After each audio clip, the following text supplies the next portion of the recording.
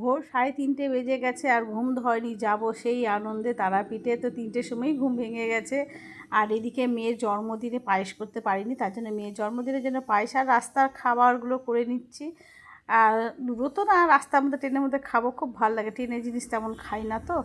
আর চাটা সবই নিয়ে নিলাম, এই যেটা খাওয়ার ব্যাগ পুরোটা। এই তো আমাদের সব কমপ্লিট হয়ে গেছে, এখন রিচার ব্যাগ বন্ধ করলে হয়ে যাবে।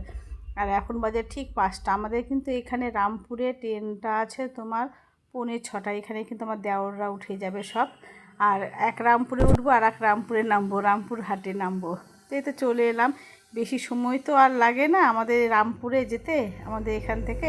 তো একে একে পুরো বগিটা মনে হচ্ছে আমরাই, আর কেউ নেই। এ তো দেখো ফারাক্কার জল কি ভরে গেছে একেবারে। তো একে একে নেমে গেলাম, চলে এলাম রামপুর হাটে। কী যে আনন্দ লাগছে! আর একসাথে বেশি না, মোটামুটি 21 জনের মতন মালদাতে উঠেছিল ভাই বিয়ানরা।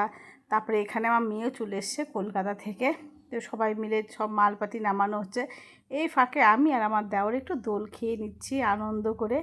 আর চলো দেখি, রুম তো আগের থেকে বুকিং করা হয়েছে, যা যা ওদের একটুখানি কাজ আছে এগুলো করে তারপরে ভেতরে যাই, একটু রেস্ট নিয়ে চলো এই ভিডিওটি এই পর্যন্তই। আবার নতুন ব্লগ নিয়ে আসবো, ততক্ষণের জন্য বাই, টাটা।